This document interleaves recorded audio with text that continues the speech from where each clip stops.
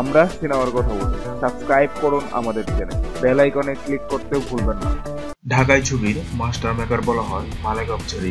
দীর্ঘ কয়েক দশকের চলচ্চিত্র ক্যারিয়ারে তিনি উপহার দিয়েছেন বেশ কিছু সুপারহিট ছবি। শোনা যাচ্ছে ফেব্রুয়ারি মাসে আবার নির্মাণে ফিরছেন তিনি। এবার শাকিব খানকে নিয়ে ছবি বানাতে যাচ্ছেন মালেক আফছারি। এই ছবির নাম টাইগার। ছবিতে শাকিব খানের নায়িকা হিসেবে থাকবেন শবনম বুবলি। 2017 সালের ডিসেম্বর মাসে মালেক আফছারি পরিচালিত 23তম ছবি অন্তর্জালা মুক্তি পায়। ওই ছবি মুক্তির আগে শাকিব খানকে জড়িয়ে নানা ধরনের নেতিবাচক কথা বলেছিলেন তিনি। এমনকি নিয়মিত ফেসবুকে শাকিব খানের বিরুদ্ধে স্ট্যাটাস দিতেন। তবে এতদিন পরে মালেক আফছারি স্বীকার করলেন তিনি স্টান্টবাজি করতেন। নিজের অন্তর্জালা ছবি হিট করার জন্য শাকিব খানকে জড়িয়ে কথা বলে আলোচনায় আসার চেষ্টা করতেন। আফছারির মতে তার দিক থেকে তিনি সফল হয়েছেন।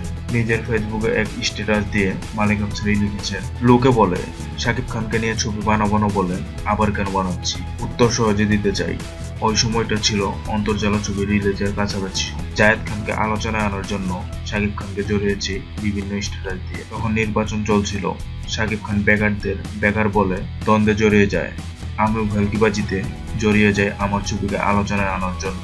অন্তর্জালা মুক্তির আগেই আলোচনায় আসে এবং প্রায় 160টি সিনেমা হলে মুক্তি পায়। আমার ছবি আমার সন্তান বাঁচাতে গিয়ে ন্যায় অন্যায় বিচার করা বোকামি, এই ঘর এই সংসার, ক্ষতিপূরণ, ঘৃণা, উল্টাপাল্টার মতো ছবির পরিচালক মালেক আফছারি লেখেন, তারপর 7-8 মাস অপেক্ষা, ফিরে আসার অপেক্ষা।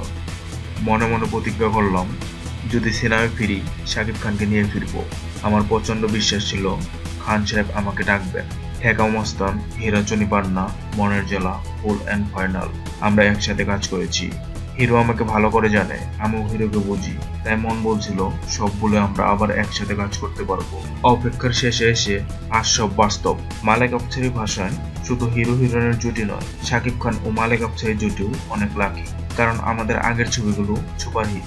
রাত 10টায় শাকিব খানের আলিশান অফিস থেকে ফেরার সময় হিরো কানে কানে বলে দিল রিলিজ ডেট।